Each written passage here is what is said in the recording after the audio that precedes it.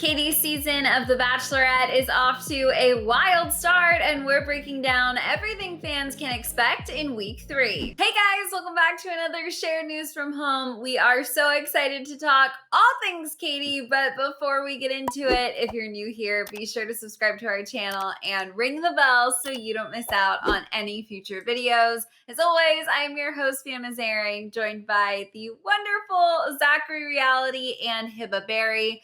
You guys, this was quite the episode this week. I mean, I was not expecting for week 2 to get as crazy as it did.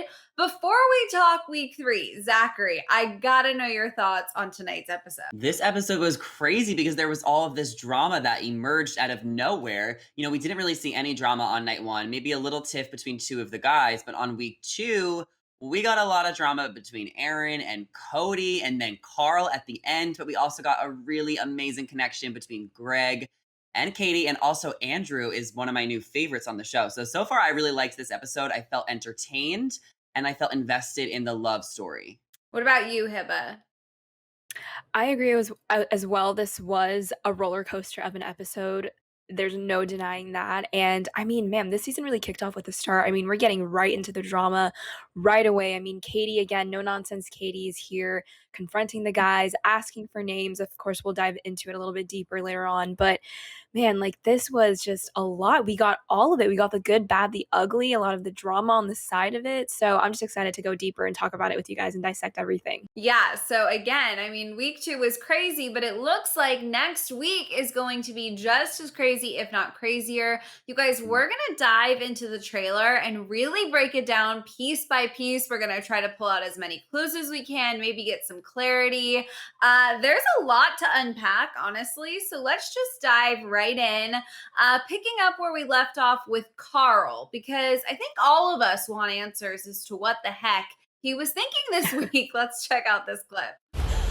Her entire world right now is just crumbled. He single-handedly made her doubt her relationship with each and every one of us. So I have to say, he has a point. I mean, Karl really did put a lot of doubt on Katie's mind. I feel like this is, I mean, she said it herself, her biggest fear, right? Guys not being there for the right reasons.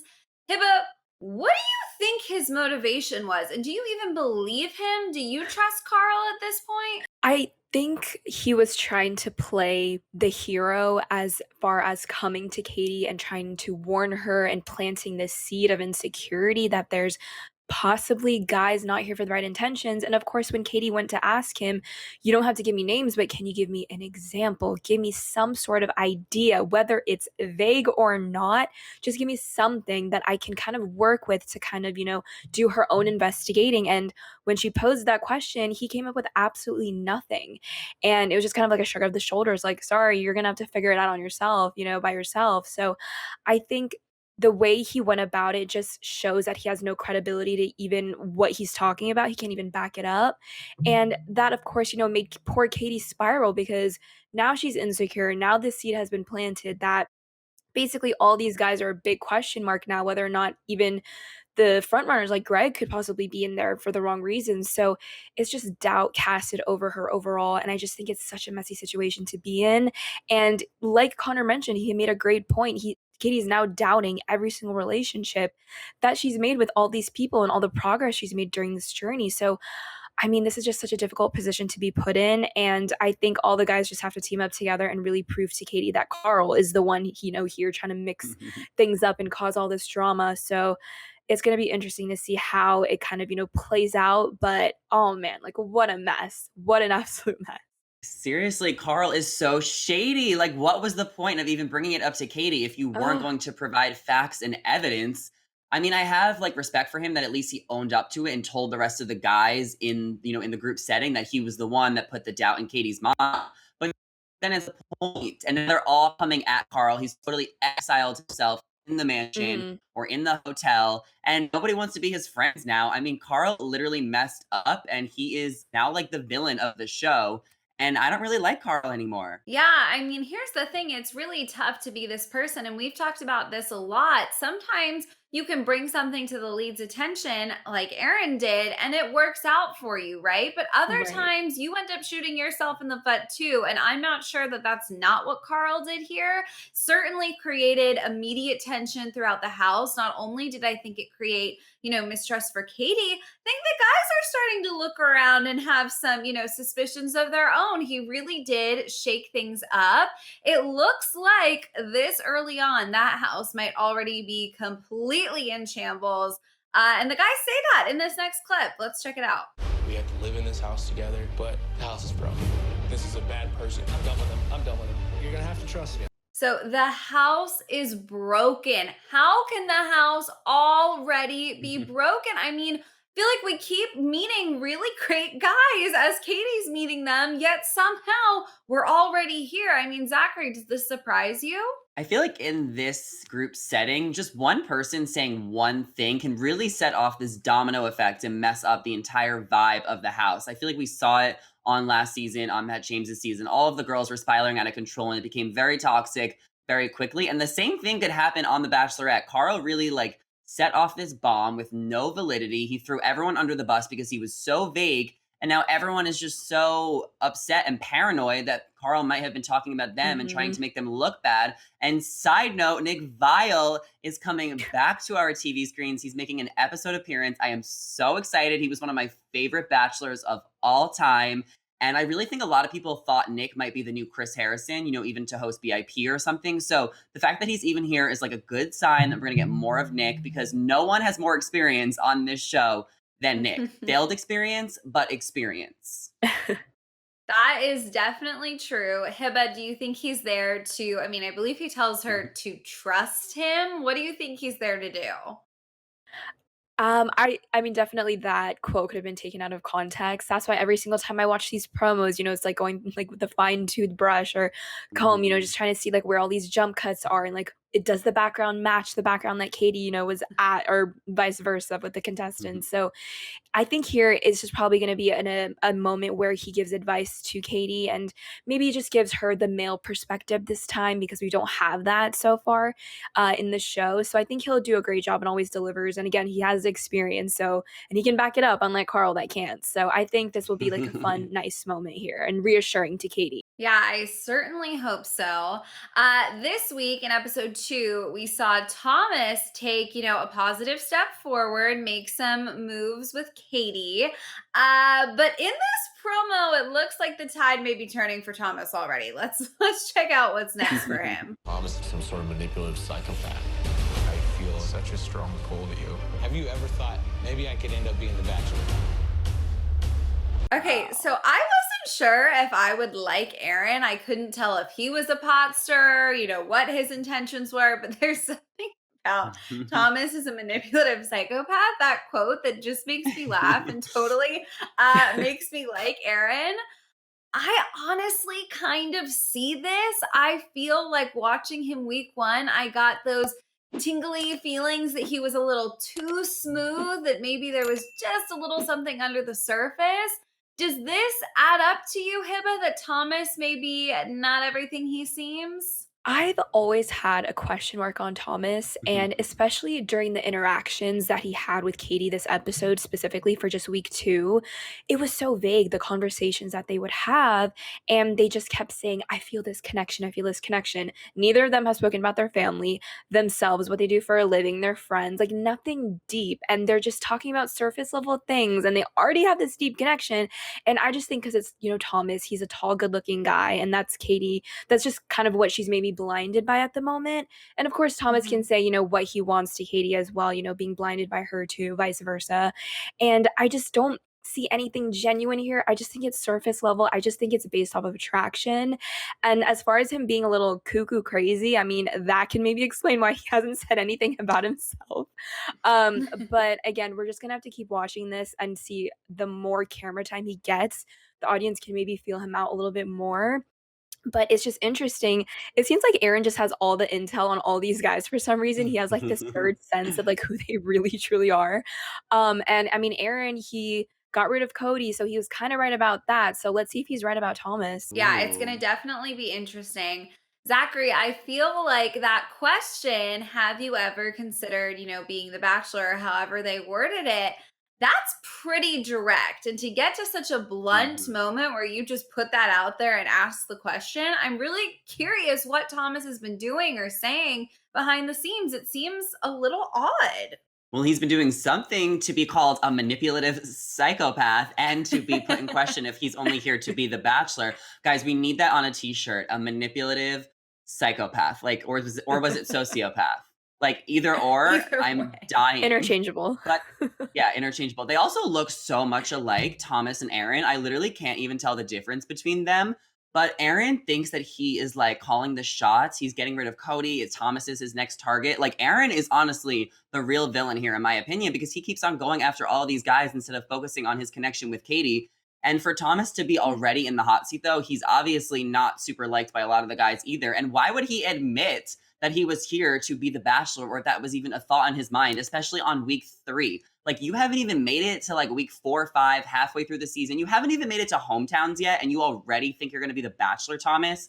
Get off of my screen. Well, I can't kick him off of your screen just yet, Zachary, because he does respond affirmatively to the question about the Bachelor. And I really want to like overanalyze this response. Are they, cutting clips together? Is it from another moment? Is he actually going to admit that? Because if so, that would be, I think, truly a first. Let's watch this next clip. Yes, that was a thought that was on my mind. Bring it on.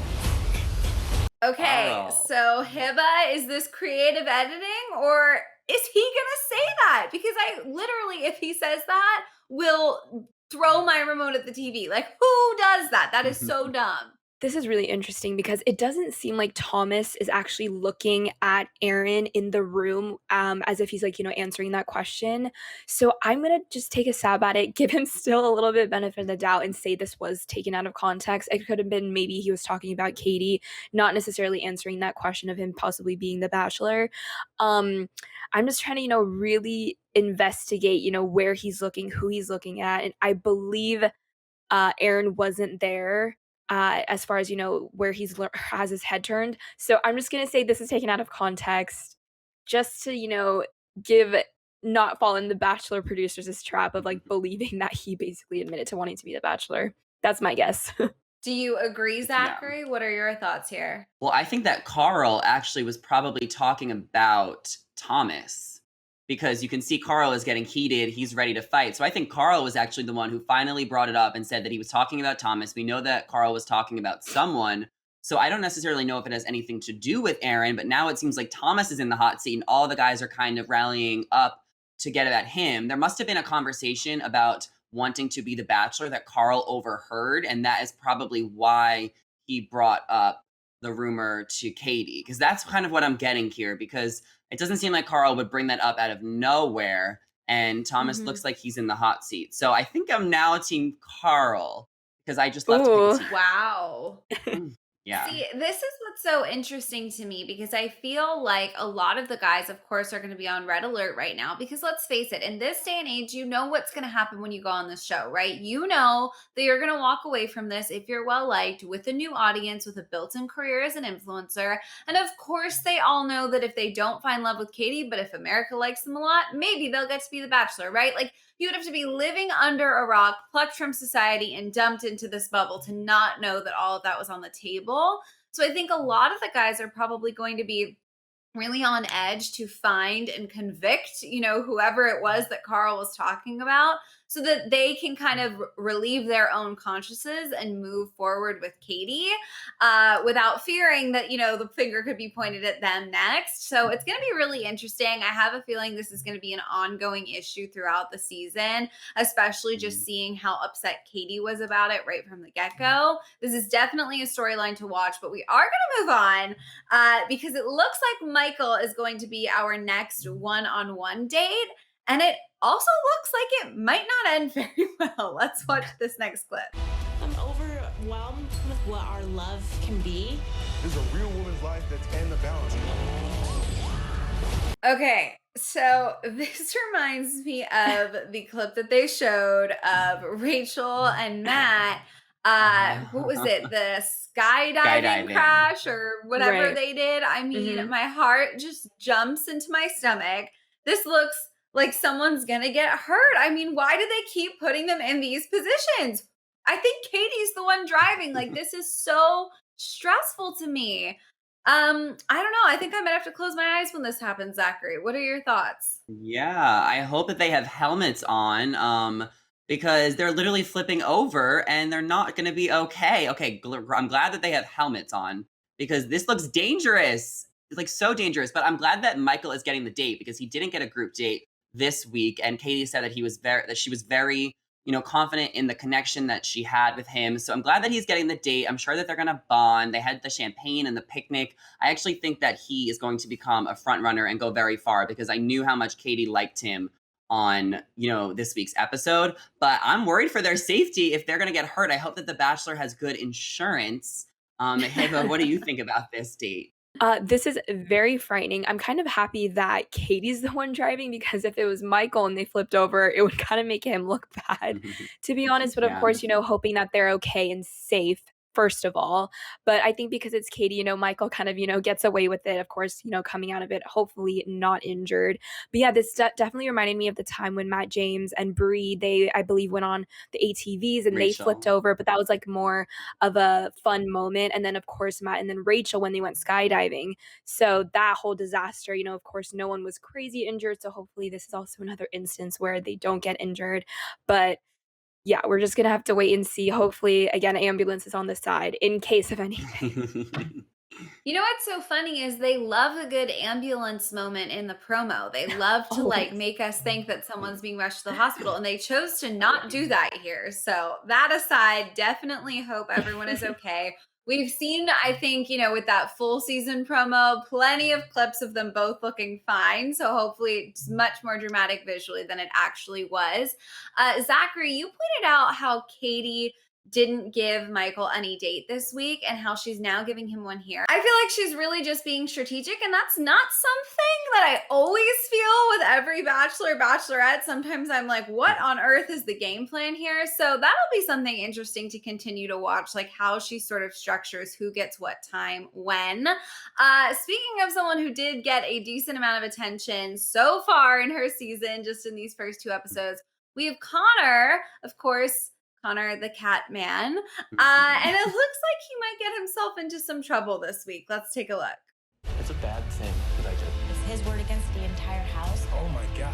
I didn't come here for the bromance. I didn't come here for the friendships. When is enough? So he says there, this was a bad thing that I did, I'm pretty sure, something like that. And then we hear, of course, that audio from Katie that it's him against the whole house. Mhm. How did Catman fall from grace potentially so quickly, Zachary? What the heck is going on? I don't think we need to believe everything we're getting here. I think that Connor the cat could have been talking about maybe a past experience, like maybe he cheated on like an ex-girlfriend and then they're finally bringing it up in like a type of group date. I don't think that Connor the cat has turned the house against him. I think the house is against Karl and Thomas.